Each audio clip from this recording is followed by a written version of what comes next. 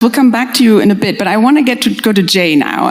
There's one of my favorite stories about Mahatma Gandhi was when he traveled to Britain and somebody asked him, "What do you think about Western civilization?"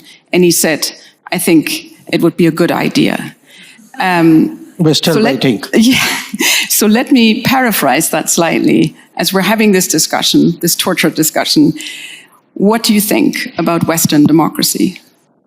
Well, look, before I do that, let me, because I think I appear to be an optimist in what is a relatively pessimistic panel, if not room. So I'll begin by sticking up my finger, and don't take it badly, it's the index finger. The mark you see on my nail is a mark of a person who's just voted. We just had an election in my state, just over. Last year, we had a national election.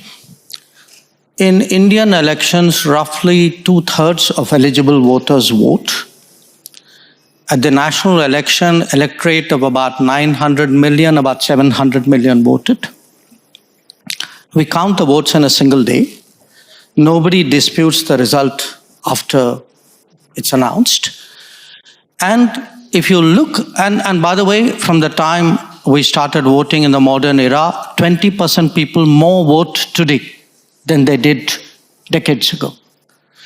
So the first message that somehow democracy is in trouble globally, worldwide, I'm sorry, I have to differ with it.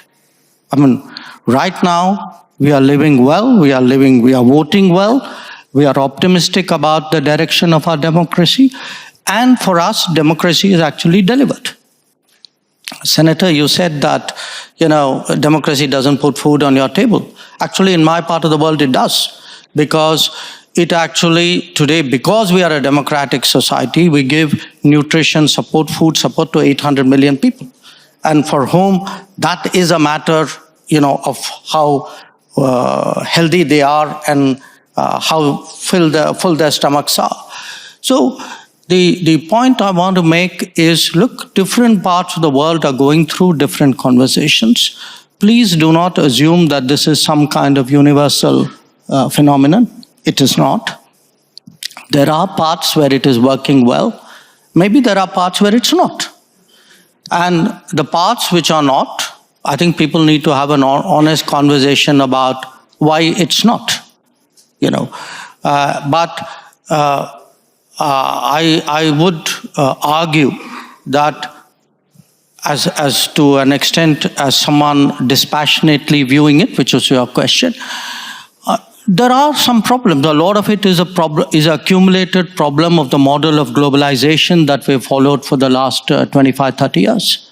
I think a lot of chickens have come home to roost. Yes, there are issues, but from our perspective today, for us, democracy is delivered. We have a visibly less elitist society. We have one where the public has faith in the political process, where actually every election, in a way, has been a kind of a verdict on the quality of governance. That, I told you we just voted in one, my party won that election. We were in the opposition earlier. We had a national election, my party won that election too, and we were incumbents. And we feel, if the Prime Minister Modi got elected for the third time, the ruling party got elected, and to a large extent it is because of the delivery through democratic systems. So it is healthy, it is well, maybe not all over the world, but let's not make that universal. No, I think that's a good point. And in fact, I was going to ask you a follow-up question here before I'm going to open it up to the floor, so do get your questions ready. Because we in the West, for lack of a better term, in Europe and the United States, I think we tend to sort of preoccupy ourselves with ourselves a lot, especially these days.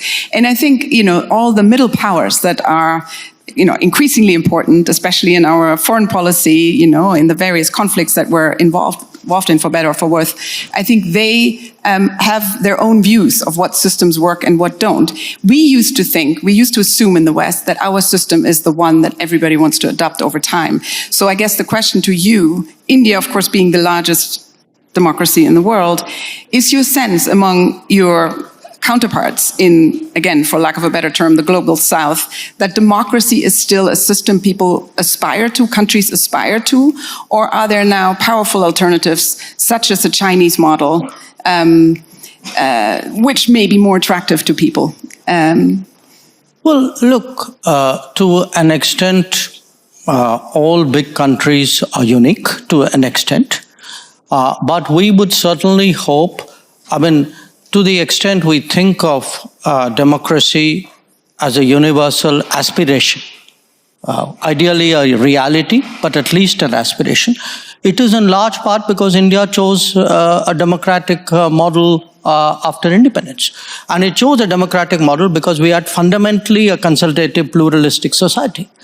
Now, there was a time, and I have to say this in all honesty, where West treated democracy as a Western characteristic and was busy encouraging non-democratic forces in the global South. It still does. In many cases, I can point to some very recent ones, where actually everything that you say you value at home, you don't practice abroad. So I do think the rest of the global South will view the successes and the shortcomings and the responses of other countries. They will also ask themselves which ones of them they relate to.